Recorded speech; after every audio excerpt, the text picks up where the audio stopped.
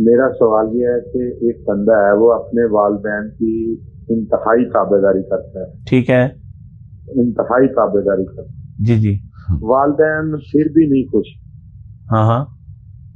تو اس سلسلے میں اس بندے کا دل کبھی کبھی جو ہے نا وہ بھر جاتا ہے، ٹھیک ہے تو ٹھیک ہے وہ کیا کرے؟ وہ اس طریقے سے اپنے خاص کر کے والد کو سمجھاتا ہے کہ آپ ایسا کام نہ کریں، ایسا کام نہ کریں،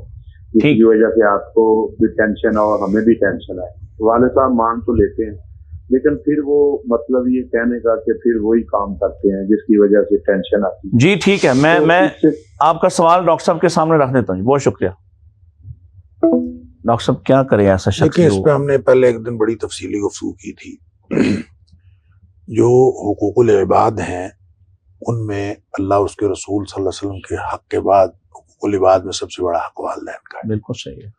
اور حقوق العباد کا مقصد بھی سوائے اللہ کو راضی کرنے کے اور کچھ نہیں ہے۔ صحیح یہ حقوق العباد اللہ نے مقرر کیا ہے، لہذا ان کا مقصد بھی اللہ کو راضی کرنا ہے اور حقوق اللہ کا مقصد بھی اللہ کو راضی کرنا ہے۔ اس اعتبار سے مقصدیت کے اعتبار سے حقوق اللہ اور حقوق العباد میں کوئی فرق نہیں ہے۔ جب آپ نے اللہ کو راضی کرنے کے لیے کرنا ہے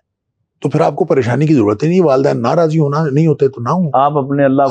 اللہ کو راضی کرنے کے لیے جو کام آپ کر رہے ہیں آپ کرتے رہیں،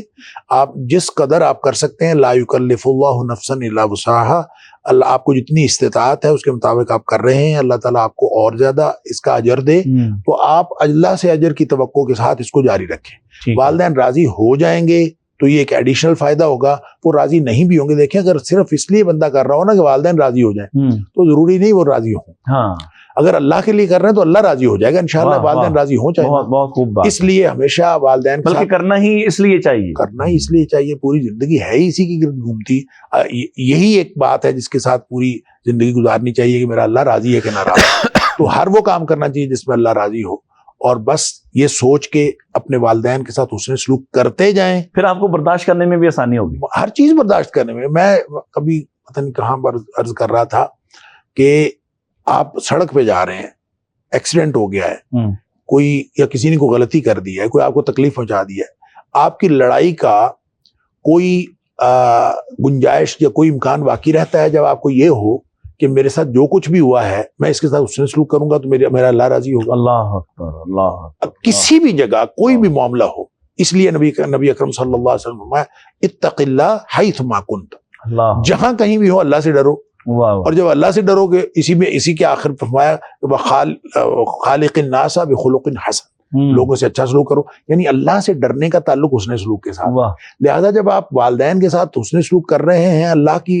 ناراضگی سے بچنے کے لیے اور اللہ کی خوشنودی حاصل کرنے کے لیے، تو اس بات پہ ڈٹے رہیں اور بس کرتے رہیں، وہ راضی ہوں تو اچھی بات ہے، نہیں بھی راضی ہوتے تو آپ اپنے طرز عمل میں کبھی بھی مایوس نہ ہو، آپ جو کر رہے ہیں بہترین کر رہے ہیں، اللہ دیکھ رہا ہے اور وہ نہیں بھولتا۔ ہاں انشاءاللہ اللہ تعالیٰ جو ہے وہ نہ بھولتا ہے، نہ اللہ تعالیٰ کو